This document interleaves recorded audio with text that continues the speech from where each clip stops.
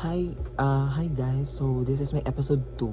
So ng vlog ko. So this is about my life. So topic natin ngayon is yung mga dreams ko. So ang random nun ng dreams. So nung bata ako, pangarap ko talaga na maging pilot. Oo, kasi parang alam mo yun, nang bata ko naisip ko parang parang ang mayaman ng mga pilot. Ay, di ba nakaputi sila, ganun, tapos makikita mo. So, itong pangarap na to, nung nung kinder ako, ganyan. Sabi ko, pangarap ko talaga maging pilot, ganyan. Tapos, until the time reality hits me na nung grade 1 na ako, napasok ko, ay, parang hindi naman siya possible na mangyari or magawa. Kasi nga parang, hello, no, pilot, napakamahal, Diyos ko. So ayun, para pinagsantabi ko na para, ay, wag na lang pilot. Tapos, um, as the time passes by, nung grade 1 ako hanggang grade 6, I'm so unsure na kung ano yung gusto ko sa buhay, kung anong gusto kong pangarap ko ba, ano bang gusto ko na marating, ganyan. So, ayun, parang wala. Tapos, nung elementary ako, hindi ako kasi parang, ang tawag dyan, masipag mag-aral. Ganun. So, alam ko, may ability naman ako to mag-excel dun sa school. Pero hindi ko siya ginagawa. Kasi nga parang, yung mama ko rin kasi hindi niya ako parang pinipilit na, alam mo yun, na maging magaling. Ganyan. So, sabi niya parang, kung ano lang yung gusto mo, kung anong kaya mo, ganun, pahala ka, ganyan. So, hindi siya yung parang magulang na parang, dapat matalino ka, dapat ikaw yung pinakamagaling, ganyan. So, yun, never ko naramdaman sa mother ko na, dapat ko, ganun, dapat una ko, ganyan, dapat matalino, ganun. So, tapos until that time na mag-grade 7 ako, or tama ba, parang late grade 6 or doon ko na gusto kasi parang nagugustuhan ko yung science. So, nag-grade 7 ako. Kasi guys, ang ganda talaga ng turo dun sa school ko dati. Nung, junior high ako. Since dun ako talaga natuto. Nung elementary ako, ang natututunan ko lang dun yung math Kasi magaling yung teacher namin. The rest, parang medyo-medyo lang. So, yun. Tapos, mention ko lang din pala, hindi ako ganun kagaling mag-English nung pag-graduate ko ng grade 6. Pero magaling ako magbasa. Tapos parang alam mo yun, yung binabasa ko, hindi naman siya ganun, hindi ko siya sobrang naiintindihan. I don't know, sa utak ko lang siguro siya, ganun. So ganun, parang bobohin talaga ako nung pag-graduate ko ng grade 6. Tapos ng grade 7, dun ako natuto na parang, alam mo yun, parang na-enhance yung skills ko sa reading. Pero magaling talaga ako, marunong naman ako magbasa ng elementary, pero hindi ako yung parang, ganun, parang may hipahinto-hinto, ganun, hindi siya. So, yung pagbasa ko, naman siya, tuloy-tuloy naman siya, pero yun, hindi ko naiintindihan medyo yung binabasa ko, especially when English. So, until that time, I realized to myself na parang, bakit ganun? Parang kailangan ko dapat i-level up yung sarili ko, i-level up yung skills ko. So, parang napunta doon, di ba? Yung pangarap ko pinag-uusapan. So, yun nga, parang i-level up yung skills ko nung grade 7 ako. Tapos, naisip ko na, yun, manood ng movie. Until that time kasi, parang hindi pa naman ako possible mag-care ng phone. Kasi nga, hindi naman kami ganun guys, kayaman. Or, hindi naman kami kaya talaga mahirap kami, nasa laylayan. Sa laylayan. So, wala akong cellphone noon, ng grade 7. Tapos, hindi ako masyadong makapag-chat and parang wala akong pakialam sa mga Facebook na yun. Kahit 6 months nga akong inactive sa Facebook yata that time. Kasi nga wala naman akong cellphone. Yung cellphone lang namin dito is parang galing sa pulot, ganun. So, ayun, nung grade 7 ako, doon ko na-realize na parang gusto ko maging scientist. Kasi sabi ko, wow, parang ang galing. Kasi nga parang nagustuhan ko yung science, ganyan. Tapos sabi ko, parang ang saya ng science, ganun. Kasi magaling yung teacher namin. Tama ba? Wait, sino yung teacher ko nung grade 7 sa amin? Magaling siya, guys. Pero, the way she taught us, parang medyo hindi ko gusto. Wow. Magaling naman talaga, promise. Maganda yung mga nililesson, pero hindi ko masyadong nagugustuhan. I don't know kung anong nangyayari sa utak. Kasi parang I'm getting used to na mabilis ko na gagawin isang bagay na nung elementary ako na parang hindi ako nahihirapan. Ganun. Tapos talagang na-culture shock ako pagdating ko nung parang nahihirapan ako ganun. Kasi nga, di ba, nung elementary parang chill-chill. Kasi ko, wala, bakit ganito? Parang ang hirap sa grade 7. So, nung grade 7 ako, wala akong mga top na yan. Top talaga ako. Tapos nung grade 8, nang bilang na kwento na. ayun, yung until grade 10, pangarap ko pa din maging a scientist. Tapos, the only thing will hinders me is yung so actually, I hold that dream until grade 12, grade 11, ganyan. Tapos, na-realize ko na parang, ay, ang hirap, ganun. Tapos, the reality hits yun na kapag mahirap ka, diba? So, ang hirap mag-apply ng school, ng college, ganyan. So, nag-apply kasi ako, tapos yung school na pa namin nung grade 11, tumukha silang pera talaga. Naiinis ako.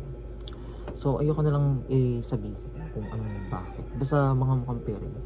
So, nag-apply ako ng UP and PUP. That's the only school I applied. Kasi nga, naubusan ako ng slot dun sa KABSU. And hindi ko nga, parang, hindi nga kami makapagpasa ng requirements dahil sa school ko nung, nung grade 11 and 12, mga mukhang pera kasi. So, yun, napuwersa ako na mag-apply dun. Tapos sabi ko, pag hindi ako nakapasa dito, hindi na ako magiging, wala na, hindi na makapag-college, magtatrabaho na lang. So, sabi ko, ay, sana, parang bahala na, ganyan. So, di ko na lang gagawin sa buhay ko, ganun. So, ayun, parang, I still hold that dream na nag-apply ako sa PUP na ang una kong choice, tama ba? 3 ba yung choice dun? Hindi ko na maalala, kasi 2 lang yung in-apply ko, pero hindi ko na siya maalala. So, alam ko 3. So, unang choice ko dyan is BS Biology. Then, second one is secondary teacher major in science. Since favorite ko talaga yung science, swear. And yung pangatlo is, parang option siya para maging parang scientist, ganyan. Pangatlong option ko, IT. Yun, so, yun kasi parang pinipilit ako nung mama ko na ganun, mag-IT nga. So, hindi ko talaga siya gusto, pero parang being practical na lang. Tapos, eto na, nung parang linabas na yung result nung sa PUP. Tapos, ayun, pasado ko, ang kaso mo, sa IT. So, anong balita dun sa UP na nag-apply ako? Hindi ako, guys, na tanggap kasi hindi ko para na-meet yung minimum grade na kinakailangan doon. Sa ang tawag doon. Basta may tawag doon sa isa, yung parang UP grade na pag nag-apply ka. Hindi ko siya na-meet. So, pwede ako mag-re-apply sa ibang school ng UP para to reconsider me na makapasok doon.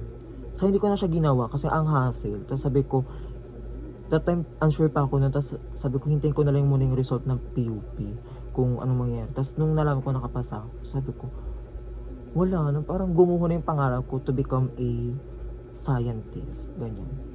Tapos, ayun, parang I come to think na sabi ko, parang mahirap pala mag-science. Tapos parang ang daming ginagawa, ganun. Tapos, mas naano ko dito sa passion na to na manood ng movie. Tapos parang naisip ko din naman na parang gusto ko rin maging ang dami ko pangarap, no? Like, gusto maging director, ganun. Sabi ko parang ang galing kasi parang gusto ko minamanage yung mga tao na, ang tawag dito, on how to act, on how to do the scene, on, alam mo yun, I like guiding people sa mga gagawin. So parang gusto ko naman maging director ngayon. So sabi ko, parang hindi naman siya alin sa IT. Yun, hanggang matapos ko yung IT. Until that time, parang gusto ko pa rin maging, director or what. Yung parang kahit member lang dun sa kahit hindi naman director, kahit member lang dun sa parang, ang tawag siya. Yung sa mga, mga, parang alala yung mga director, ganyan. So, gano'n, parang gusto ko mag-gano'n. Kasi parang, I love movies talaga, guys, promise, sobra. Ang dami kong gusto kong panoorin na movie. Parang, etong time lang, since may trabaho lang ako, parang, yun lang yung sa akin, nagpapa-stop to be able na, ayun, magmanood ng movie, ganyan. So, ayun, yun lang yung pangarap ko. And, ngayon, yun, tama ba? Ngayon, yun pa rin yung pangarap ko. Yun, yung para maging member ng parang director, ganyan. Kasi ang iniisip ko rin, ganun, parang sobrang unrelated ng mga tinapos ko dun sa, ng mga pangarap ko. From pilot, tapos scientist, tapos ayun, parang dati din kasi I dream of becoming a teacher, pero hindi ko na siya naisip kasi nga parang nakita ko na ang hirap pala ng ginagawa ng mga teacher. Diyos ko, tapos yung mga sahod lang, no, awa naman kayo sa teacher, sahod nyo dyan bababa, mamamatay na yung teacher sa kakaturo, napapaos na, kakasakata sa lalamunan, kakaturo, tapos ganyan lang, babang sahod. So yun, sasabi ko, ay wag na mag-teacher. Kung ganyan lang din naman yung sasahurin sa Pilipinas, Pilipinas ka pa magtuturo. So ayun, yun lang yung pangarap ko.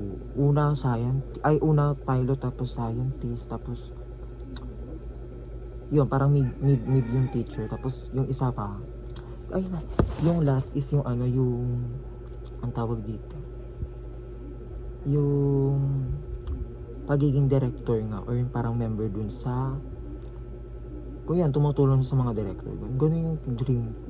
Parang, ang saya, ganun din. So yun lang, to be able to know me, that's my dream. So far, hindi pa naman siya nangyayari. So sobrang hindi aligned yung current work ko right now sa, I don't know, nangyayari sa buhay ko. Dun sa mga pangarap ko, hindi siya nag-a-align. So, ayun. Yun lang naman. So yun lang guys, and hopefully you can subscribe me into this channel. So marami pa tayong episode na hindi pa natin natatopic. So if you want to know me better, ayun, mag-subscribe kayo. Oo, yun te. So yun lang, until next time. Yun. So probably next 2 weeks na naman tayo makakapag-video, since wala akong masyadong time talaga. Ang busy-busy ko to, parang alam mo yun, parang 2 araw na yung pahinga ko. Tapos ang daming gagawin. Ang daming gala, ganun, ang daming, nahihilo na ako. Ganun. So, kulang pa ako sa tulog. Ang itim pa ng mata ko, Diyos ko. Nagmukha na akong haggard doon. Unang presyo, tapos ngayon bumabakat na naman yung cheekbone ko. Nagiging bungo na ako. So, yun lang. And, yun guys. Ayun, continue to pursue your dream. Yun, abutin natin yung mga pangarap natin. So, maybe one day maging successful tayo. Who knows, diba? Hindi naman natin alam kung ano yung nakatadhana sa atin. Malay mo, hinahalap na tayo nung, tayo na lang hinihintay ng tadhana natin. Baka there's a possible move na kailangan tayong gawin to unlock that potential, that opportunity that will lead us to success. And para matanggal tayo sa laylayan. So gusto ko na talaga makalay sa laylayan na to. So yun, sabay-sabay tayong aangat soon enough. And yun guys, happy Sunday.